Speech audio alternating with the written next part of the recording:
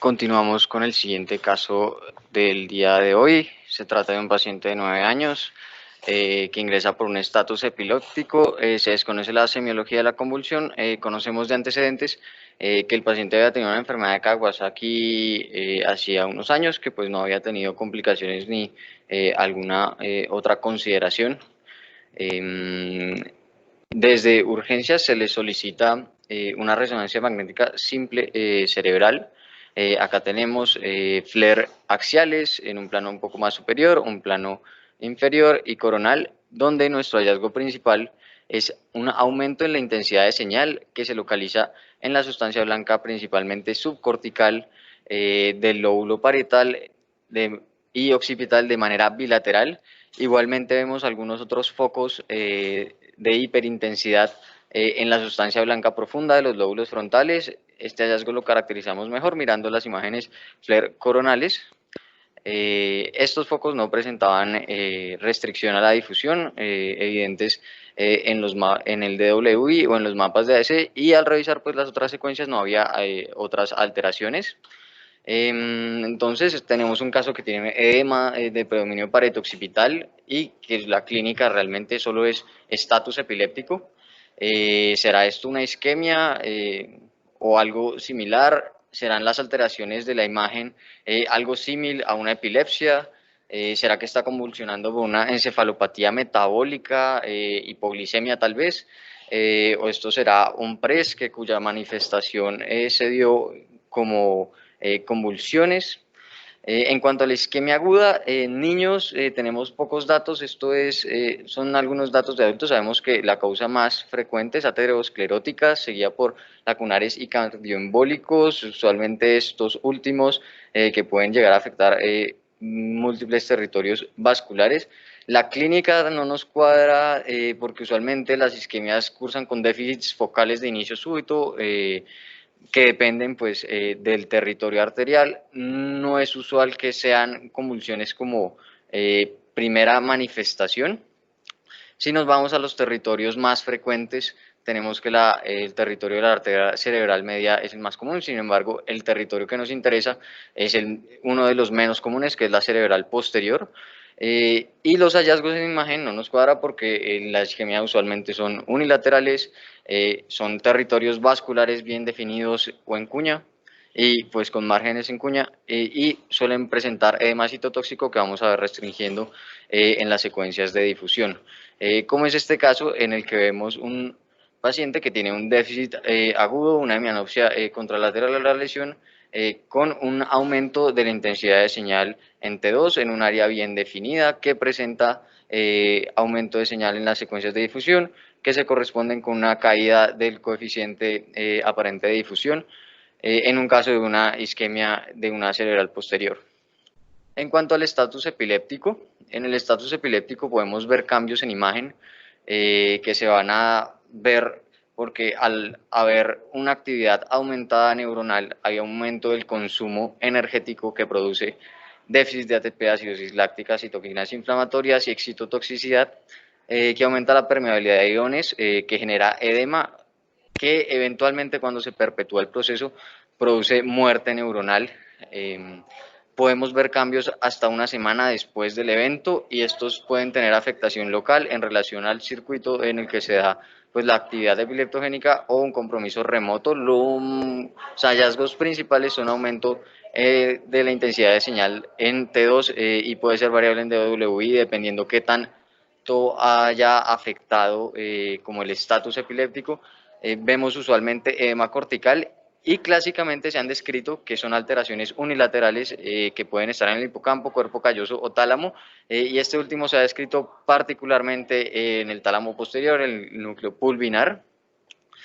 Sin embargo, series recientes explican como que estos son sitios frecuentes donde van los circuitos epileptogénicos, y que la mejor forma de saber si los cambios en la imagen están en correlación o no con el estatus es conocer la semiología de la crisis, ya que muchas epilepsias focales suelen tener afectación o cambios en la imagen en las mismas localizaciones.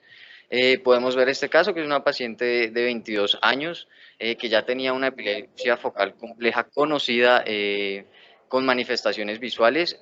Posterior a un estatus que realizó en urgencia, se le pide esta resonancia en el que vemos un aumento discreto en la intensidad de señal, principalmente cortical en el lóbulo occipital, que no presentaba restricción a la difusión, que se correlacionaba con sus síntomas. Esta paciente pues no se le encontraron otras causas como encefalopatías infecciosas o tóxicas, y ya había tenido cambios similares en resonancias previas en relación a eventos previos de estatus epiléptico, lo que concuerda con una encefalopatía ictal. A la derecha en la imagen vemos los sitios más frecuentes y clásicos descritos para este tipo de encefalopatía. Y seguimos con hipoglicemia o encefalopatía hipoglicémica. Esta, al igual que la anterior, se va a ver por un desbalance energético, por una disminución en el aporte de glucosa o un aumento en la insulina que genera acumulación o liberación de neurotransmisores excitatorios, principalmente aspartato, que generan excitotoxicidad. La clínica inespecífica pueden ser convulsiones o alteración del estado de conciencia. Vamos a ver aumento en la intensidad de señal de T2, principalmente giral, con hallazgos variables en el DWI. Puede haber borramiento de surcos relacionado a este edema giral. Usualmente no tiene hemorragias, lo que nos ayuda a diferenciarlo de algunas otras causas, digamos, de edema parieto-occipital. La principal distribución es parieto-occipital y bilateral, y usualmente no compromete el tálamo, la sustancia blanca profunda del cerebelo. Este caso, tomado de la literatura, vemos como en el T2 hay un aumento de la intensidad de señal, principalmente cortical, con borramiento de los surcos del espacio subaracnoideo, parieto-occipital y lateral, pero también de manera cortical en los lóbulos frontales, los caudados y el lenticular. Vemos que no afecta al tálamo. Esto todo restringía en las secuencias de difusión. A la derecha vemos en verde la localización más frecuente para la afectación de la encefalopatía hipoglicémica, y en morado menos frecuente. Aquí lo más importante es la correlación con el dato que este paciente tenía una glicemia menor a 50, que era como lo que mejor podía explicar estos hallazgos en la imagen. Por último, el síndrome de encefalopatía posterior reversible, o PRES, que es un diagnóstico clínico radiológico cuya manifestación clínica a veces no es muy concreta. Puede ser dolor de cabeza, pérdida de la agudeza visual, defectos campimétricos, convulsiones o alteración del estado de conciencia.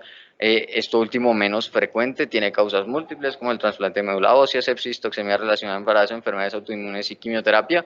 Fisiopatológicamente se han descrito dos teorías grandes. Una es de pérdida de la regulación vascular con hiperperfusión, la otra es vasoconstricción e isquemia.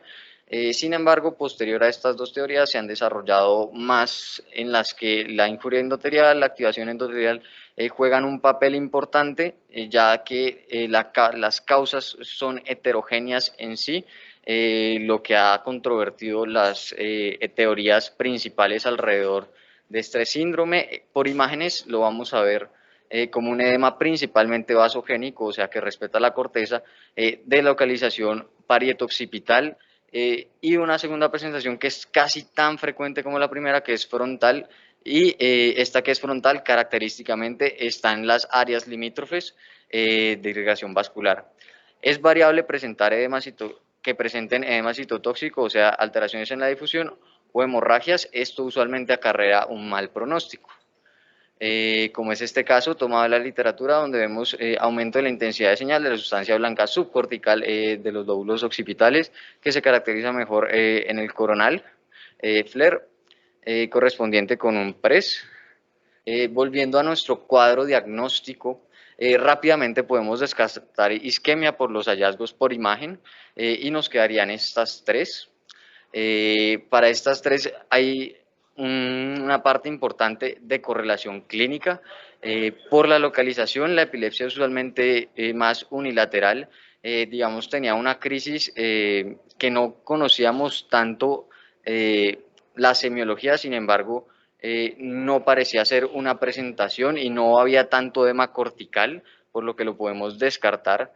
Entre encefalopatías metabólicas como hipoglicemia y PRES, aquí sí la información clínica es fundamental. Este paciente no tenía hipoglicemia, por lo que, por los hallazgos que teníamos en la imagen y adicionalmente unos focos que estaban frontales en la sustancia blanca profunda de edema vasogénico en esos límites de los territorios vasculares, nos quedamos más con un diagnóstico de PRES que al final, correlacionando con la evolución del paciente, que al final tuvo una glomerulonefritis postinfecciosa con unas cifras muy elevadas de presión arterial, concluyen un diagnóstico de PRES. En conclusión, el PRES es una entidad de fisiopatología controvertida, de diagnóstico clínico radiológico, es de manifestación usualmente, es la manifestación usualmente de un proceso sistémico, que son múltiples procesos sistémicos los que pueden dar PRES. La información clínica es un factor decisivo a la hora de diferenciarlo de otras identidades como la encefalopatía hipoglicémica e ictal. Gracias.